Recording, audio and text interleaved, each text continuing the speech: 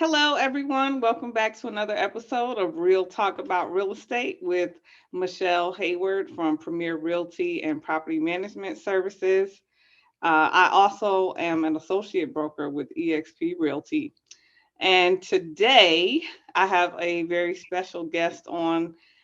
He is a loan officer with Anchor Home Mortgage. He's been in the business for a little while now, has a very strong finance background. So I thought, why not have him come on the show and teach us some things? This is Mr. Josiah Birch from Anchor Home Team. How you doing, Josiah? I am fantastic. Thank you for having me on. Really excited to Wonderful. collab with you on this. Well, thank you for taking the time out today to grace us with some of the knowledge that you have up there, because you have a pretty good wealth of knowledge when it comes to the I appreciate it. finance industry. So, just tell the audience a little bit about yourself, your background, Yeah, and we'll take it from there. no, absolutely. So, Michelle said, my name is Josiah Birch. Been in the mortgage industry for a little while. Before that, actually spent 20 years in corporate America on the telecom side, working for HQ, doing a lot of different things, whether it's building sales organizations, running finance, building P&Ls, marketing, operations. Kind of had the full, suite of experiences over there. But I would tell you all along, because my background is in finance, I had this passion.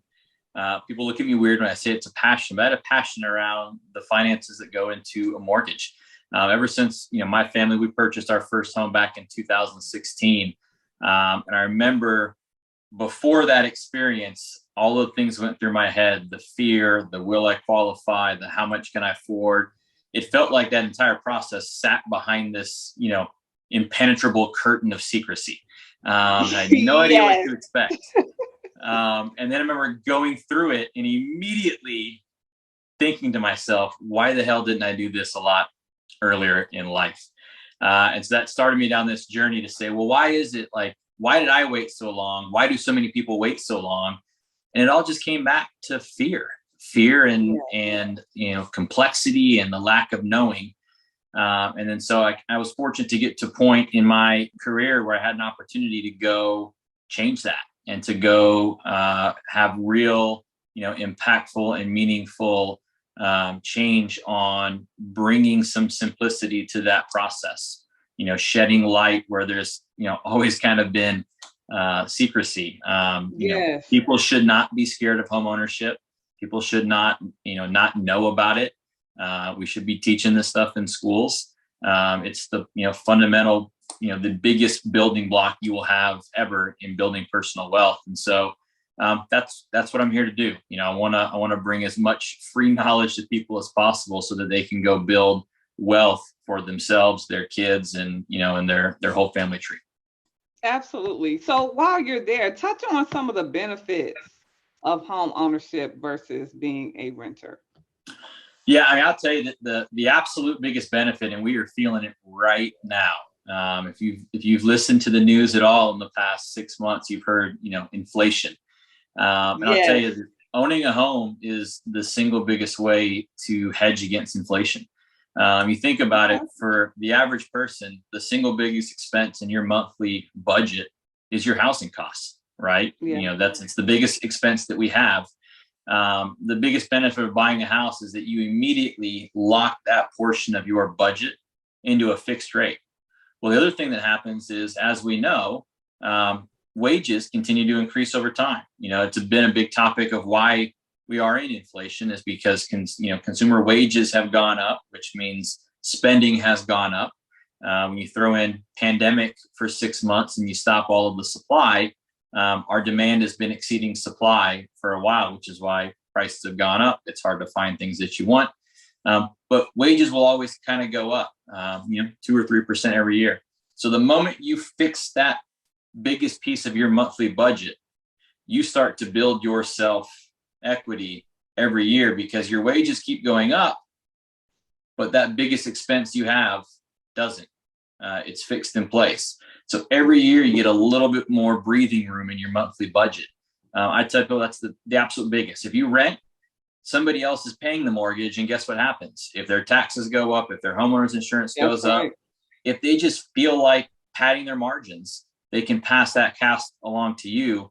And unfortunately, renters have really felt, taking it on the chin this year with those costs getting passed down. Yes.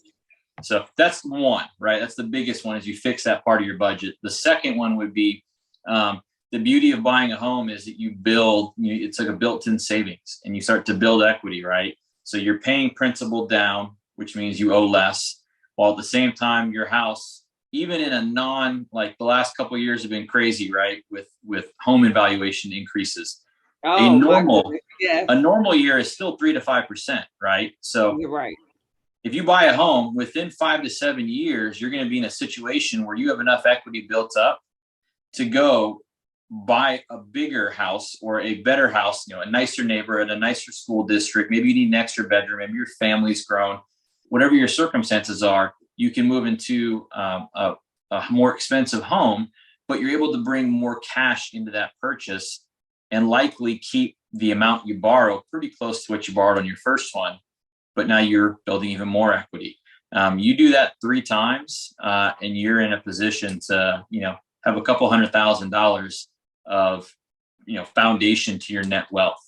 But those are probably the 2 biggest, biggest benefits. A third alternative benefit is what that asset allows you to go do from an investment standpoint to go generate money in other areas, whether it's using that asset and the equity in it to go buy a rental property, whether it's using that equity to go start a small business or to give a side hustle that's got legs, the investment it needs to really grow and become your primary hustle. It just gives you options where you're not, handcuffed to the bank to go say, hey, I've got a great idea. Trust me, give me money. You've already got that built-in asset that you can use to go build wealth for you, for your family, for those that depend on you, so that you can set future generations up for success. Absolutely. In saying that, can you touch on the rising interest rates? Yeah. That's all you hear in the news, but they really don't specify like what is being affected. Now, I went on bankrate.com today, Mm-hmm. and I noticed that rates are still pretty low. They're still like they're still under 6%, 4 to 5, Yeah. maybe 5.5%. On average, the national average. So, some lenders are telling me they expect the rate to get up to as high as 8% by the end of the year. What say you? What say me? Well, there's definitely several different schools of thought. For every person that says they're going to come back down, you're going to have someone that's going to say we'll be at 8%. I would say that the school of thought that I lean towards, we hit a peak. The highest rates we've been at since 2006, I think 2005, 2006. We nudged over 6% back in June, but to your point, since then we've kind of backed off. I'll tell you that the reason we've backed off is because when the inflation report came out towards the beginning of June, you remember that was the one that really took off, right? Like, caught everybody by surprise. Yeah. What you saw, there's 2 types of money. There's short-term money, there's long-term money. Mm-hmm. Short-term money, you can recoup, you can adjust and audible, because a lot of times short-term money, there's loans that are going to be fixed, but most short-term money is variable, which means, that's your credit card rates and stuff like that, which means if they feel like, things are getting more expensive, they can adjust pretty quickly and increase your interest rate. Long-term money, especially 30-year long-term money, you can't adjust, right? So what happens is that they're very risk averse, the lenders are. So when they saw that inflation report, they immediately said, oh crap, we've got to protect ourselves, right? We can't continue to borrow money out for 30 years if we might be, north of 8-9% inflation for a couple of years with a potential, recession on the back, and they had to protect themselves, which is why they knee-jerk reacted the rates all up to 6. Well, then the Fed came in And, I would say for the first time, took it seriously. They took the news seriously. They took the report seriously, and they hit a 3/4 point rate hike, which is the biggest rate hike that we'd ever done. And then they matched it again in July. So what that Right. did is it built confidence in the long-term money. So the people that decide how much it's going to cost to borrow long-term money, it gave them a level of confidence that the federal government was going to do what was necessary to curb inflation. And the way they're going to curb inflation is we're like a car running at 7,000 RPM. Your car can only run at 7,000 RPM for so long before it breaks down. Our economy has been running so hot for so long. We've got to cool things off to allow for supply to catch up to demand so that we can get some of these prices under control. That's basic economics, right? When demand far outweighs supply, price will go up. Anyone out there that's ever tried to find Air Jordans, you feel that real time. There's not enough Air Jordans going around, which is why that secondary market, they mark them up by 5, 6, sometimes 10 times what they go for at retail. So when the government came out and said, "Hey, here's a 3/4 point hike," and another one right after it, it gave those that decide the rate, how much it was, how expensive it was to borrow long-term money, confidence they would do what had to be done to curb inflation, which is where you saw this settling. Now, my opinion is based off of what I've seen there. And my opinion is rooted in the fact that as long as the Fed continues to do what they say they will do, right, which is to be at 3.5% to 4% on the federal rate by the end of the year, as long as they do that, I think rates are going to hold where they're at. Again, that's just my opinion, reading the tea leaves, because it will continue to give confidence to lenders that they can continue to borrow money at the current rates that it's at without fear of inflation running rampant, because the government is going to do what is necessary to slow down consumer spending and bring inflation back under control. Now, if the Fed all of a sudden decides, hey, we don't want to slow things down too much, we're only going to do 1/4 point, rates will go up if that happens, because it will be a loss of confidence that the Fed will do what it needs to do. So, it's like dominoes, right? We're watching the first domino, and if it falls left, it gives us a good indication of what comes next. If it falls right, we react accordingly. And so the next Fed hike potentially is end of September. Okay. As long as they continue, again, do what you say you're going to do, I think rates will hold, where they're at. So, and I'm glad you touched on that, because I actually was going to ask about that next. Like, how would, as far as you touching on how the interest rate hikes help curb inflation, because so many of us, and even myself, I really don't quite have a full understanding of it. But the way Yeah. you just explained it, I have a better understanding now of how it will affect things. So basically, hopefully, we'll see grocery prices and things like that start to go down. We've already seen in the last report, we actually dropped. I think we were at 9.1 on inflation in June. I think the July report came in the August report came in at 8.5. So we saw a 0.6 reduction. That entirely came from energy and food costs. So if you've been paying attention, gas is down, mid 3s, depending on where you're at. I've noticed that, but when I go to the store, I don't see it so much. But not as much. Where can a person actually go to see how the inflation is doing? Like you just quoted, it was at 9%. Yeah. Now it was at 8 point something. Where can a person actually go? Is there a website online that they can check that out? I'm a huge fan of Market Watch. Okay. So Market Watch is kind of all things financial. They've got an app, so I get notifications, and all of those come out as soon as they launch. And then I keep a close eye on mortgage-backed securities. So mortgage-backed securities is ultimately what depicts where rates are going to be at. And the mortgage-backed security market has a schedule that follows all of these key announcements. And it keeps track, of what's coming out and then how the market, responds accordingly, to give us an indication of, if we've got customers that are floating and, hoping that the rate might go down. We keep a close eye on that type of stuff so that we can react quickly, where if we think we may lose pricing, we're on the phone right away with customers saying, hey, I know you want to roll the dice, but here's what we're seeing. It may be a good time to lock in and, just take what you can get. Absolutely. So with that being said, what do you think about what the future holds for home ownership? With the way things are going, like you mentioned, it is a lot of uncertainty and fear. People are Yeah. afraid. And, what would you say to those people sitting on the fence? Like, should we buy now? Should we wait? What is your advice? That's a great question. I actually just did an Instagram reel on this last night, just with some news that came out this week. So I would actually answer that question with a question. And the question that I would ask is, if you could buy the house you want at a 10% discount, would you do it? I think most people would say yes. And the reason why I think that's an important question is, two things that came out earlier in the week, this week. Housing starts, which is the number of homes, new construction homes scheduled to break ground in the year as an annualized number.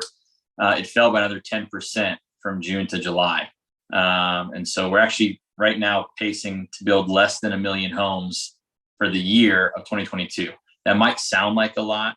It's not a lot. It's the lowest level since before pandemic. And then in addition to that, builder confidence saw another drop for the 8th consecutive month. It's actually the first time builder confidence has been below 50 since May of 2020, which is when everyone, the world was ending, right? We're all quarantined. Right. And so here's what that tells me is that builders are looking at the future and saying, yeah, I don't know if I want to have a bunch of homes that I've got my money sunk into sitting and not moving. So they're pulling back. They're slowing down the starts. They're applying for fewer permits, and they're playing it cautious. Well, they play it cautious. That's going to be fewer homes to hit inventory, which that hits you directly, right? We're at 3.3 months worth of inventory right now in the market. A healthy market is 6 to 8 months of inventory at a minimum. So we're 50% of the bare minimum for healthy in our market. So if there's fewer new builds coming in, and then in addition to that, all of these people that would be sellers, but they locked into a sub 4% interest rate in the last couple of years. And even if they want to upgrade, right, they're sitting on massive equity, right? They've got a couple $100,000 in equity, but they're looking at their rate, at 2.5%, 3%. And even at 5% or 4.5% right now out there, they're going, I don't want to pay more for a house and pay more for a rate when I don't really need to. Like I can make it work. The kids can have bunk beds. Like we'll figure it out. Yeah. So you've got fewer upsellers coming into the market. So what that's going to do is that, like, I don't think there's no way for us to get out of this housing shortage. We're going to continue to ride kind of right where we're at, 1.3, maybe 1.5 million homes. We really need to be north of 2 million homes for a healthier market. Well, again, I go back to what I said earlier. As long as demand outweighs supply, price goes up. So it's one of those things where the home you like right now, it very likely could be 10% more expensive next year. Right. Just because that's how economics works. That's how demand and supply works. So I would say to somebody, a year from now, if there's a house that you want, you could have bought it for 10% less. Would you have done it? Yeah, you probably would have, because you would have experienced that 10% lift in the form of equity back into your pocket instead of paying that equity to somebody else who kept it over that time. So I would say that's from a value standpoint. But the second thing, and I hear this a lot, right? Like, oh, there's a crash coming. None of us are fortune tellers, right? Like if I could look in the future and tell you exactly what's going to happen, I'd be Biff Tanner from Back to the Future. I'd have my sports book. But none of us can do that. But we can look at data points. And there's some very distinct differences between now and 2008. Number one, less than 3% of people are at a sub 10% equity position in their house today. That's huge. because that means if home values took a 10% haircut tomorrow, a very small percentage of the market would be underwater. Whereas in 2008, because of the lack of regulation, they were giving people, refinances at 125% of the value of their home. And people got underwater, and then the banks called the note immediately. Hey, your house, you're 50,000 underwater. I'm going to call your note for it immediately. We're not in that situation today because there's so much equity built into people's homes. Secondly, ARMs. ARMs made up 30% of the market back in 2008. It's less than 8% today. So less than 8% of mortgages going out today are ARMs. And most of those ARMs are, very different. They're 5 or 7 year ARMs where it's fixed for the first 5 or 7 years, where it makes sense to try to ride out, get in now at 4%, ride it for 5 years, and then refinance or sell before you move to the variable rate. That's not how ARMs were being used before. And then the third thing I'll tell you is I saw this graph. I'll have to send it to you after this, but it showed the purchases by credit criteria, right? So credit score criteria. So kind of everybody sub 580, everyone from 580 to 620, 620 to 660, 660 to 720, and then 720 plus, which is our prime borrower. And if you look back at the couple of years that preceded 2008, sub 620 borrowers made up a huge chunk of the marketplace. Whereas we fast forward now, it's all 720 plus borrowers. It's people that are coming in, and because of what they require of us in our industry, the assets have got to be there. The credit's got to be there. The DTI, ratios have got to be there. We are being, required by the government to really make sure people can afford their homes. So they're very different circumstances than 2008, just because of the leverage money that was being used to buy homes then versus cash today. And so even if we see a pullback, we're not going to have droves of people underwater. We're not going to have people having their banks go out of business and call notes in immediately because they have lost all their liquidity. So, I would tell you that, coupled with the lack of inventory, I would tell you, if you're on the fence, if you think you're going to get a better deal a year from now, it's a pretty big roll of dice. If you are right, great. But if you're wrong, can you really afford to lose another 10% in your budget on what you can afford for a home? Yeah, and that's a good point, because what people don't think about is, you're paying somebody's mortgage regardless. You're making somebody rich. Might as well be yours. Might as well be yours. So with that being said, tell us what your ideal borrower looks like credit score wise, and what kind of loan products you have available over there at Anchor Home Mortgage. Yeah, no, absolutely. So we're a wholesale broker, which I love, because little known fact, I think, within our industry, and again, this kind of just goes back to the lack of clarity and lack of openness. Most of the time where people start is they start where they are comfortable. They go to their local bank, their local credit union, or they get a piece of mail from Rocket Mortgage or from PennyMac or from Flagstar. Those are all great lenders. I use those lenders, but the difference is, if you call them, you're buying from one set of rates, one set of closing costs. Whereas somebody like myself, I have access to every lender in the country that you've heard of, and a whole bunch that you probably haven't heard of. And so that allows me to do is, they're all different, right? So I use this analogy for somebody else. I was talking to someone, and she's in the hair beauty business. And I said, hey, would you go to somebody who specializes in color to get your dreads done?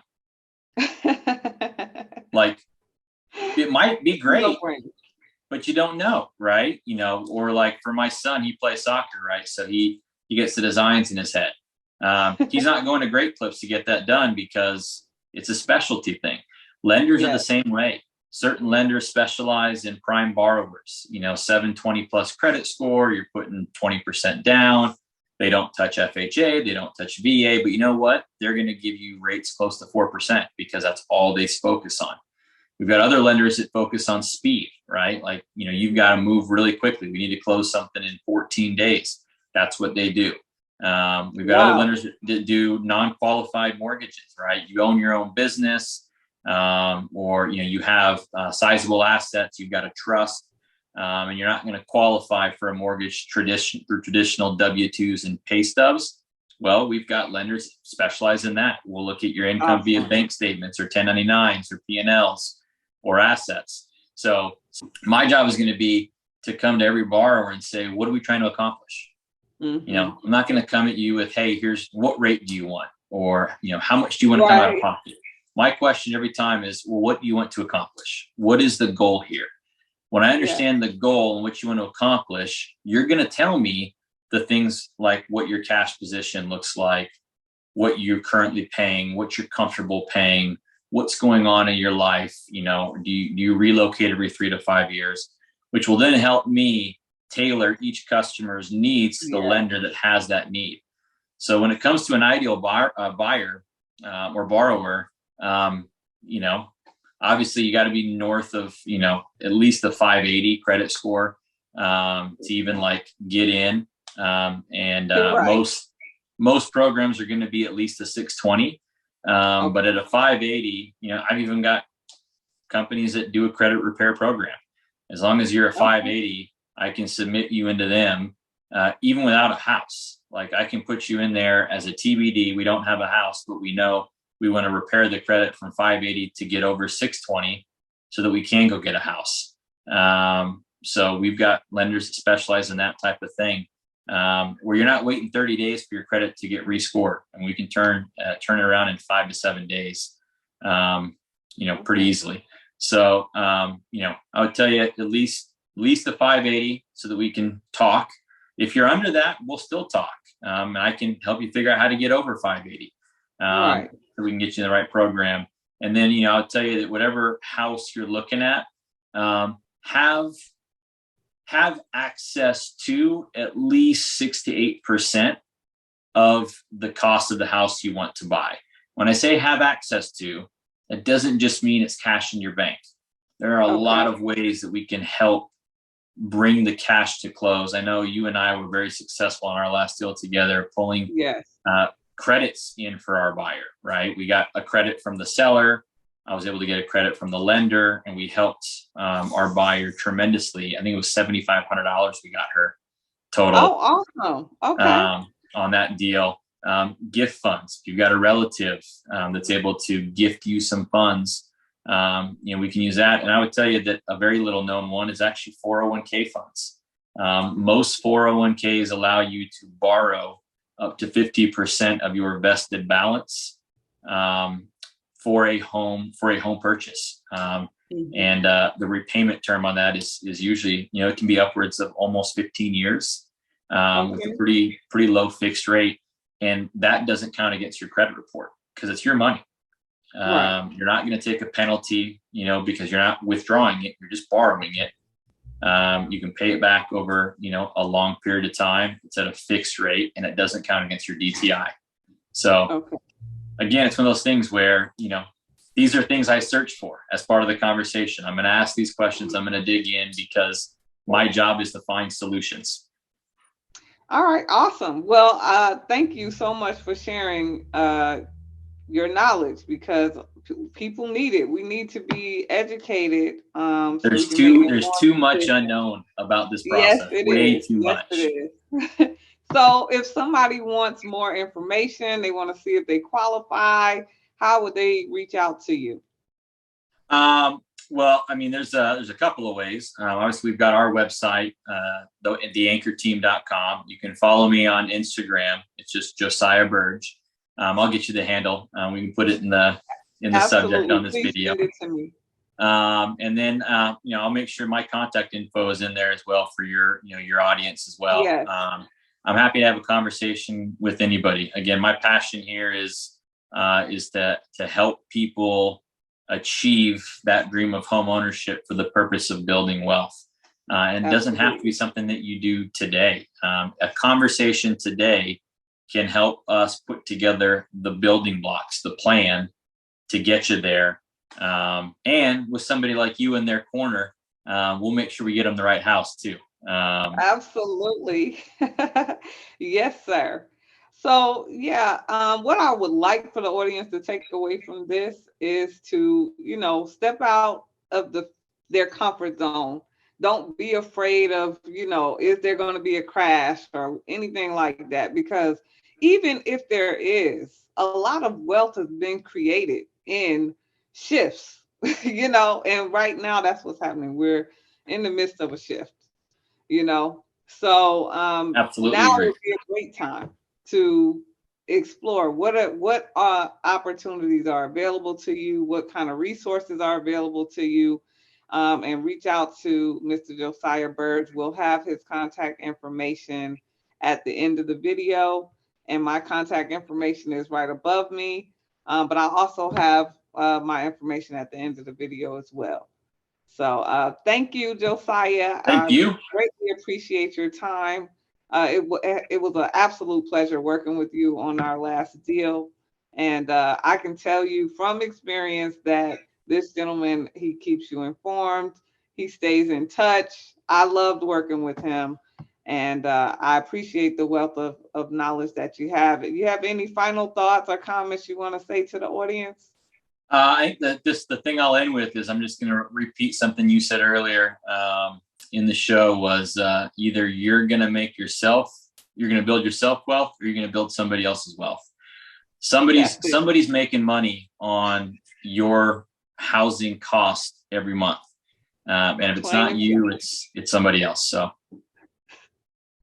All right, perfect. Well, thank you again, and we will be in touch soon. All right. Have a great day. Thanks, everyone. I just wanted to let everyone know that at the time this video was shot, interest rates were much lower, but we've had probably about 3 increases since this interview took place. So interest rates have gone up. However, I remember when rates were in the double digits. We have not reached that level yet. So now is still a good time to buy.